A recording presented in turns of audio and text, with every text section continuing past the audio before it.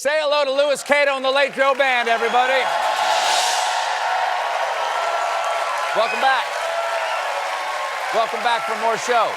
I got one thing over there. Louis, Hello, good to Stephen. see you guys tonight. We you, have two man. wonderful guests. We have the right. incredible actress Diane Lane from Truman versus the Swans.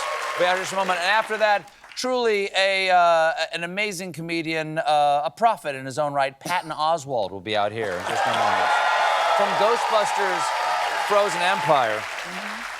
Now, folks, if you're one of those people who has a cell phone or is on the internet, you might be interested in the big news from Congress because tomorrow, the House is voting on a bill that could ban TikTok in the U.S. Or as most members of Congress put it, the TikToks have got to go. The orange ones are the only ones that taste good, and when I drop the little box, they go clickety-clack, and everybody stares at me at the matinee. No more TikToks! Banning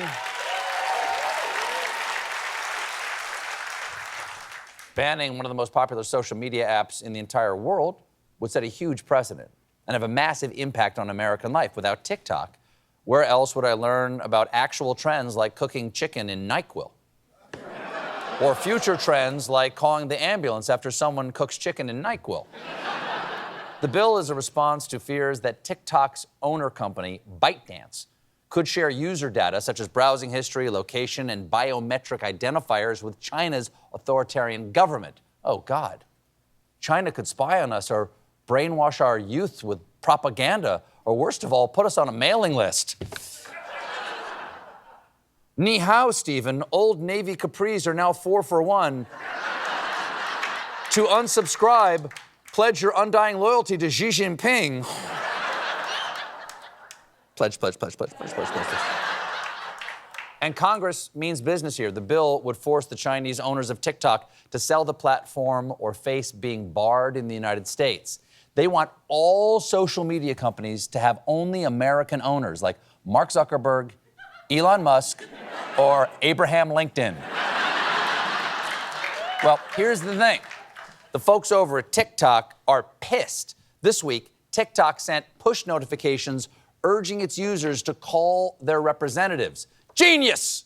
What better way to dispel the idea that they are covertly influencing American politics than by overtly influencing American politics?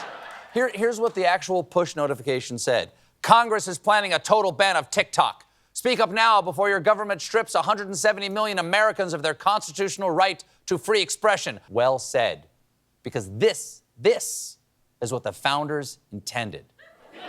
As James Madison wrote in the Federalist Papers, the people must have freedom to throw cheese slices at their babies inside of magic rectangles whose proprietors reside in the mysterious faraway realm of Cathay. Well, TikTok, they got the people in a froth because lawmakers say they've been deluged with calls from TikTok users, from teenagers to the elderly, and most are really confused and are calling because TikTok told me to. Hello? Hello? Yes, Congress, I am outraged that you think that my addiction to an app could make me a pawn of the Chinese government. The Chinese government assures me that's not true. Also, Taiwan has always been a part of China. Good day, sir. A lot of these calls weren't even from voters. Florida Congressman Neil Dunn's office said they have received more than 900 calls from TikTokers, many of which were school-aged children. Okay, that's weird. But it's actually the best-case scenario of what your teenager is doing in their room with the door locked. Billy, what are you doing in there? Mom, don't come in. I'm calling Congressman Dunn. Privacy, please. I'm furiously calling Congressman Dunn. Furiously dialing. But it wasn't just kids calling. One staffer said that the most aggressive and threatening calls their office received came from adult women.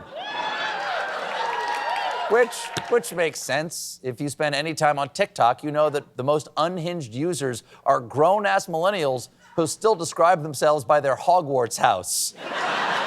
You're 37, Megan. You're not in Hufflepuff. You're in marketing. Now, whatever happens in Congress, this is a very complex issue, and it's a lot for you to take in and absorb and process. So we made a little something to try to explain it. America is doing a vibe check, cause China's spying sounds sus dead ass. Hope that clears things up. We'll be right back with Diane Lane.